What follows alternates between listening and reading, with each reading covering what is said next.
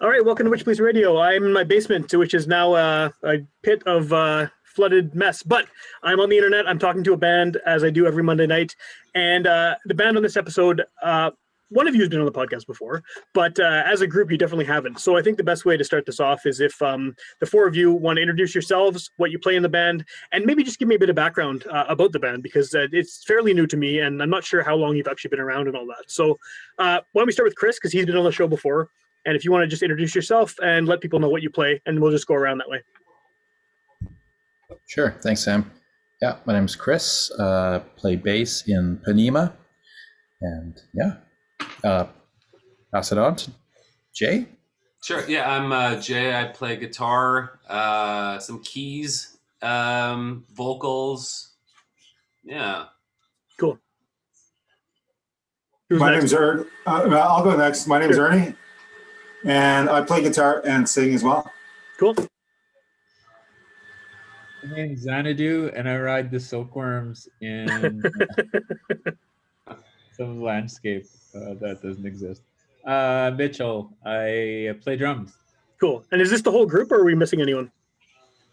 Yeah, This is it. This is us. Okay, so I think I first heard about you. I'd seen the name because I try to follow every local band I can find, but I didn't really hear much about you until kind of this record was being hyped up a bit by the label and by everyone else, and seeing it online and stuff. So what's the actual origin of this group? How long have you actually been together? Actually, Ponemah's been around. I think Mitch, you can probably help me with my memory of this. Is about 3 years? The project. Okay. Maybe even 4. It might even be 4, yeah. It started off, my wife Anna, myself and Mitch were pulling together some ideas that I was working on, and we actually recorded like a demo-y EP at the time, just stretching our legs and figuring out how to sculpt the sounds of the sort of style of music we were doing at that time. And my wife and I had been in a band before. Mitch and I have also been in a band previously. So it was just kind of figuring out how to gel these new ideas in that. And then following that, so that would have been about 4 years ago. And I guess in the couple of years following that, we got kind of serious about getting like a real solid group together, and subsequently asked Ernie and Chris if they would be interested in joining, and that's how that locked up. And in the last couple of years, I think is the current lineup that is based Ponemah. Cool. Is it named after the town? Hey, that's sharp of you. Yeah, actually. It's like, I used to have a cottage at Winnipeg Beach when I was a kid, and we always would drive past the sign that says Ponemah, and so that's the only other time I've seen that word is on that sign. So, yeah. Actually, okay, you hit on it. Yeah, you definitely hit on it. That's actually where we have a family little place out there, right? As well, and actually that's where I would go to. Everyone in this group is creative and does their own songwriting in their places. That has been a place for me where I would go and just kind of isolate and write and that. So kind of, yeah. That's cool. Yeah, it's an unusual name too, right? I mean, it's. Do you have people with problems pronouncing it, or is it? Yeah. All the time for sure. Yeah. Pretty much everybody. Yeah. That's they'll remember it though, right? I guess hopefully. I kind of like that though. It adds another like few minutes of conversation when you first meet somebody. Sure. Yeah. So I hate asking this question, and everyone hates answering it. But how do you define the type of music that you play? Because I was listening to it today, and there's a lot of things that I hear in it, but I'm not sure if you're forced, to give it a genre because people want to file everything away in their heads or on their music libraries or whatever. What's the sort of easy Coles notes go to describe the sound? Ernie, do you want to take that? Psych, kind of pop, rock, other kinds of rock, and I don't know. Just whatever we do, I'm not really sure. Yeah. Well, the pop thing, when I was listening, I don't know what I was expecting, but I wasn't expecting so much of a strong pop influence in there. So where does that come from? I mean, I don't know what I was thinking it was going to sound like, but I've heard some of the bands that some of you are in have been in previously, and I wasn't expecting so much of pop kind of hooks and things in there. So where does that influence come from? I guess I like a little uplifting, because I mean the lyrics are not always that light, you Right. know. So I kind of like the juxtaposition of uplifting melodies, and then I love pop music, you know. I can't lie. I like you know I like heavy music, but I mean like primarily the Byrds are one of my favorite bands, you know, or like Syd Barrett, Pink Floyd, and that. Okay. And there's you know I like bands that have a little archness to them, like that, like Steve Malkmus and Pavement and things like Sure. that too, right? Like there's a lot of pop in that music, but there's a nice little bitterness to it too. So I mean, I guess I've always enjoyed that meeting of flavors. That'd be my take on it. Does that a similar thing for the rest of you? Like, have you all had sort of pop influences seeping in despite all the other stuff you were into? 100% for me. It's always been like kind of more 60s influenced, I guess. Lots of British rock and I don't know, just stuff in high school. It started off like just kind of like hippie kind of rock, and then went into like Velvet Underground, REM, and then everything else after that. Yeah. Everything that's kind of been an offshoot of each one of those bands, and the next offshoot, and the next offshoot. Yeah, for sure. Yeah, that's cool. Anyways, yeah. What about the other two? What do you guys feel about pop? I was gonna say, like, one thing I agree with the pop elements to the music, but it's also the songs often stretch out a lot, and I think there's a definite like performance or live grooving kind of element to the band. Yeah. I guess when I joined in, the songs were a little bit, maybe they were shorter, some of them. I think some of them, certainly Ernie's songs, developed over time and became more lengthier pieces. So like that tendency to stretch out and like to jam on things and to rock out and get loud at times and enjoy that is sort of that's one part of the band, and that I like how it blends those two elements together, the poppiness with those ability to stretch out and have sometimes too long songs.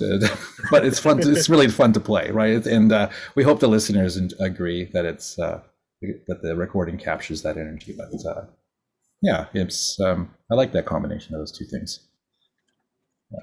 Well, my songs definitely, like, they wouldn't have been as long as they were, probably, like, you know, just playing with these guys in particular, like I sort of let everyone do what they do, you know.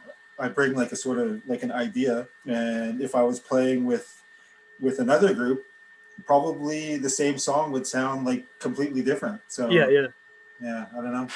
It's cool though. It's very cool. It probably sounded a lot worse, right? Way worse. Oh my God. Do you find that those two things are tough to balance, that kind of more experimental, more jammy sort of side, and then also maintaining kind of a pop, more, I don't want to say like marketable sound, because I don't think that's what you guys are going for, but it's something that's more palatable, I guess, to a wider audience, but then you kind of have the psych things happening, and sort of like you're saying that the songs that go on for quite a long time, are they like fighting each other in your sound, or do you think they mesh well together as the two sort of separate sides?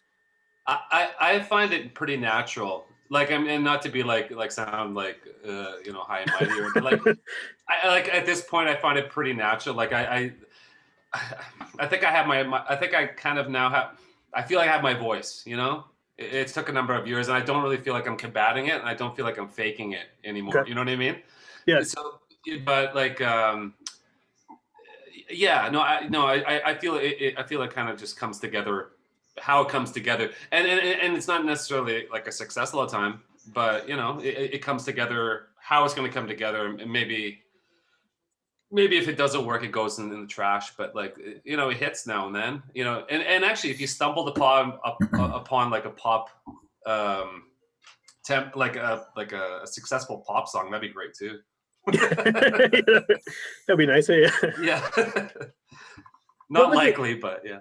Yeah. Well, you never know. What was it like releasing this now? I mean, I know obviously no one can play shows.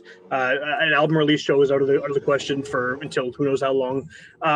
Was it weird releasing a record when all of the traditional things that you would have done in other bands, or even with this band a couple of years back, are not options? Like, what does that feel like as artists? It was supposed to come out 8 months ago, which wouldn't have been much better. No, it would have been yeah. So we kind of sat on it for a while, but I don't know. That's all I'm going to say about that.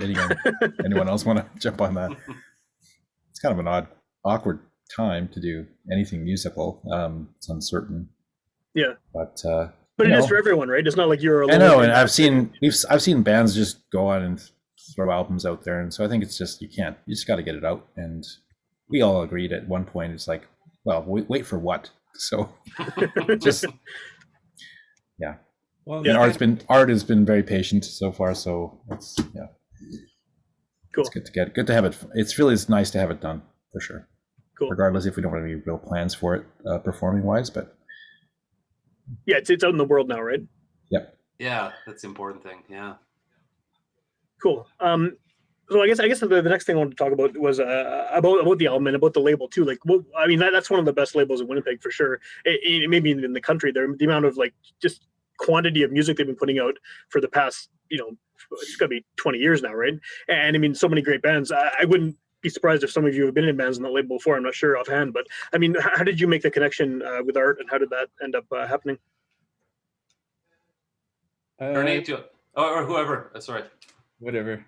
No, go, Mitch. Yeah. Floor's open. Go ahead. Yeah. I'm not exactly sure how it happened. I think, did they see us playing with Man Candy? I think Art from Transistor was at that show. Well, he put out their record, right? So the Man Candy record's on his label. Yeah. Mm-hmm. Yeah. So that was kind of nice or fortuitous of us that he dug us and that he was willing to put up with us for however long this took. But thank you, Art. Yeah. So I guess that's kind of how it happened. Playing a show. Yeah. Somebody dug you. That was in. Yeah, that was Paige's release. Oh, that's right. Yeah, Paige's release, and yeah, it was a great bill at the Cavern, and Art was there, so it was great. Cool. How do you feel like you fit in as a band with the rest of the stuff on the label? And I know the label is super diverse, but it definitely kind of made its name doing a few different types of music. There's kind of the, the singer-songwriter Scott Nolan type stuff, and then there was the, sort of bar rock, Hot Live Guys kind of vibe, and then a bunch of bands, the Fabulous Hilldownans, all that stuff, kind of the punkier side of things. And I know it's gone quite a bit wider since then, but do you think that you fit in well with that roster that the label has and has had? Yeah, I mean, there's some weirdos on that label. Yeah, for sure. So, I mean, in the best possible sense, and I don't know if our musical stylings fit a little bit into the weirdness, which I think it might, then I think it's perfectly suited to and it's welcome company in that respect. I don't know. What do you guys think? I think we're strange. Yeah, we're and we've all been playing with all the other bands that have been on that label, like in one form or another for I don't even know how many years. So yeah. So it's like a natural fit, right? I guess, yeah. What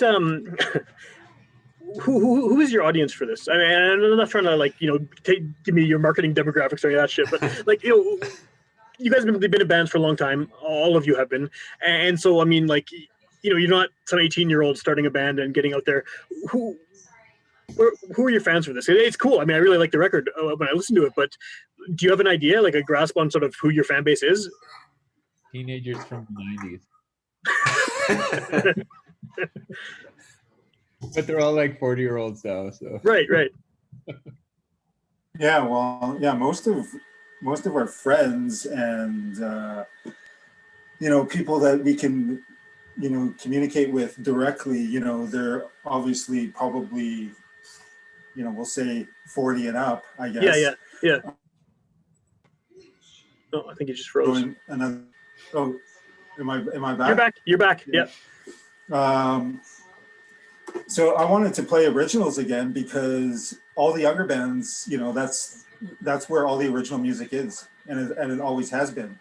You know, like back when we were in our 20s, like it was kind of a novelty if a band, you know, played weren't an original band. So I guess whoever wants to hear original music, and they're probably, well, I guess every music is original really if they listen to it, but yeah, I don't know. It just seems like the younger crowd actually goes out and sees more original live music. Well, they have more time, right? Well, They have more free time. Yeah. Well, and also too, like, I mean, if you've always been making music and you've just had that drive or passion for creation and pushing yourself, it's an artistic medium like any other, right? In the sense that, like, a lot of people, there's a cliche of people just leaving it behind, you know, and outgrowing things and that. I mean, and sure, that does happen with people, but at the same time too, if it is something that you feel that you are still pulling something substantial from for yourself, or feel you have something to contribute creatively, you know, it just feels like this linear. It feels like this line that just keeps going. You know what I mean? Like you know, Yeah. It doesn't feel like it's time to put away the Crayolas or whatever, right? Yeah. Because it's actually something tangible or you know, constant fertile ground to, you know, I mean, people who are at this point in our lives still doing original music, we're doing it because, as Jay said, there's a fire there. We just need to stoke it. I mean, you can't stop it. I do tons of music I don't release too. I mean, but try to stop me from making music. All four of us are in the same boat. I mean, and so anyone in our age group who's still doing music is got that going on. And when you're younger, we've all been there. We were there in those bands at those times, but the priorities are different. Like, I got a couple of kids to put to bed, and so we got other things going on in our lives. This is not, and we're doing music that we want to make. Like our demographic is the four of us. Like we really love what we do, and we hope other people do. We're not trying to I like that. shell it out or sell it off or anything, but Do you think it helps that I can't remember which one of you said this earlier, but about how you guys are weirdos? does that help that you're playing music that maybe isn't necessarily the goal to become commercially successful, and then maybe is it more kind of like, we can keep doing this forever because you're doing it for yourselves, or you're doing it for whatever the audience is that is into that stuff? Yeah, because that idea always made me want to puke. Like, you know what I mean? Even as a teenager, I do remember, like, when I first started playing music, you know, you're first trying to write songs, trying to figure out who you are, what your sound is, and stuff like that. And you kind of end up just kind of glomping onto music you're listening to and aping it a bit. Sure. And then also seeing in scenes, and I mean, and all the more power to people who are just striving for that attention and that's whatever the algorithm it takes to write a song, the verse, chorus, verse, and you know, there's an art to that for sure, but it never sat with me.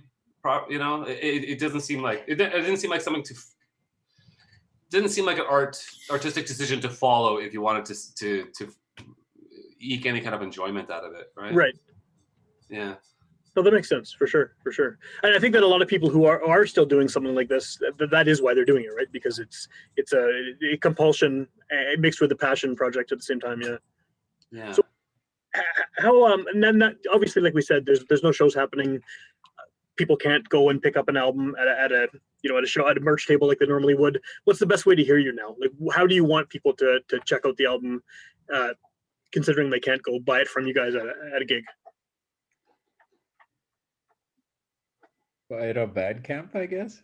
Bandcamp Fridays would be the best option, if they're doing those again, or Bandcamp anytime. Right. It is on Apple Music and Spotify though as well. So if you're on that, it's there already. So cool. Are there physical copies as well? Very limited, promotional. Yeah, we should get you one, Sam. I'd love one. Yeah. Oh, cool. Yeah. Awesome. We have a handful. We made a smart. Very short run right now. We produced it ourselves and just recorded it in Mitch's basement. So we think it sounds good enough to share, but it's not widely distributed at this point physically, but who knows what will happen.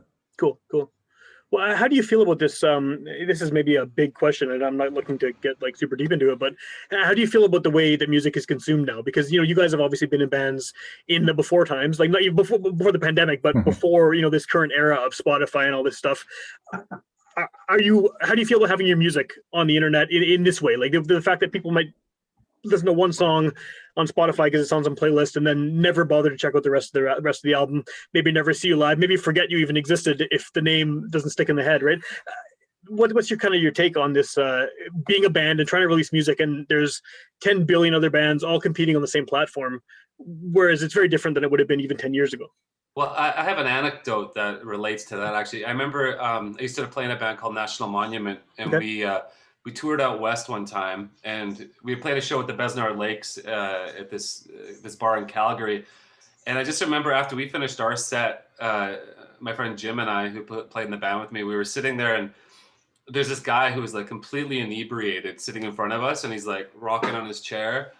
And he was like really gung-ho after the show about buying our album.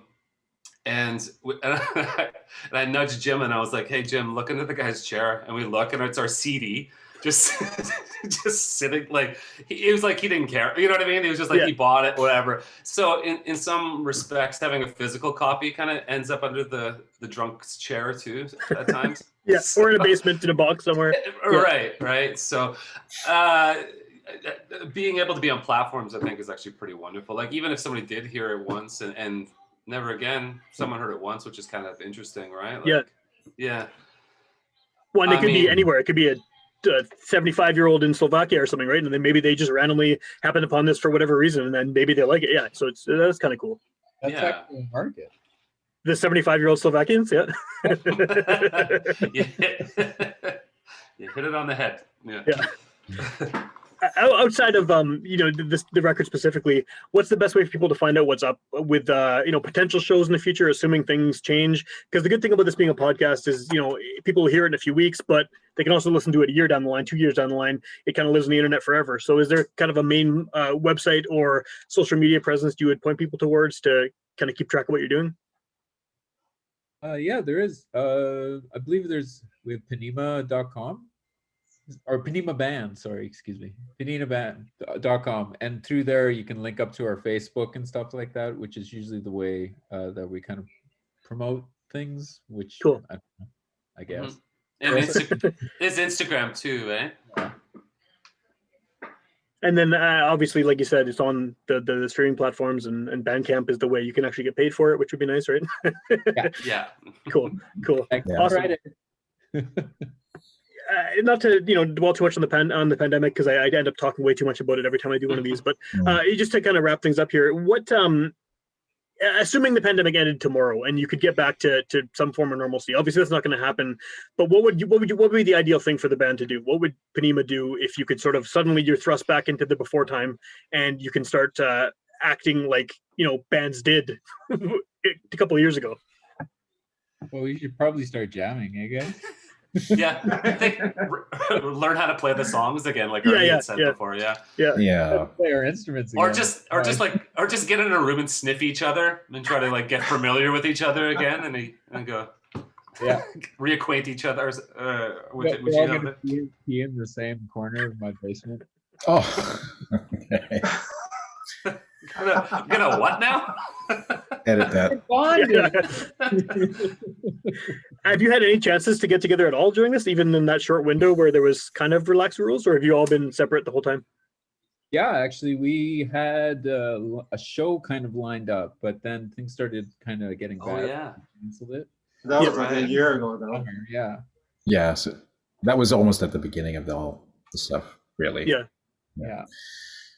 No, not really. Yeah, we did recording, and after that, we mixed and remixed it. So that's what took so long. In that year, we were meeting on Zoom like this and doing that sort of thing. And yeah, I think the last time like we were all together was probably not this winter that just passed, but maybe the winter before. I don't even know. I tried to think about that too. I didn't get the answer either. Yeah, I don't know. It's been a while. Yeah, it's a long time. But that's like for so many people, I know that's the way it is. So. Totally. Well, hopefully things change sooner rather than later, and you guys can get back together. I feel and like play some shows. yeah. So it'd be nice to if it happens. Well, to Yeah. answer your question, Sam, I'm really hopeful that there'll be some possible, like, I'm expecting there'll be a big comeback with live music. I hope I'm so. worried. I'm curious about the venues that will be still standing, but I'm sure there'll be places willing for bands to play, and we'll be willing to play, and people, I'm sure, will be interested in seeing some music, and I'm sure it'll be just a show with people who are there to see us, or whoever we're playing with, and just who are happy. That won't be a tall order to fill, I don't think so. Although the first show is dedicated to 72-year-old Slovakians, so Right, because that's your one's target audience. Yes. Yeah, Yeah, where that one's we're squared blowing off up. for- yeah. So we're going to retirement home. Already.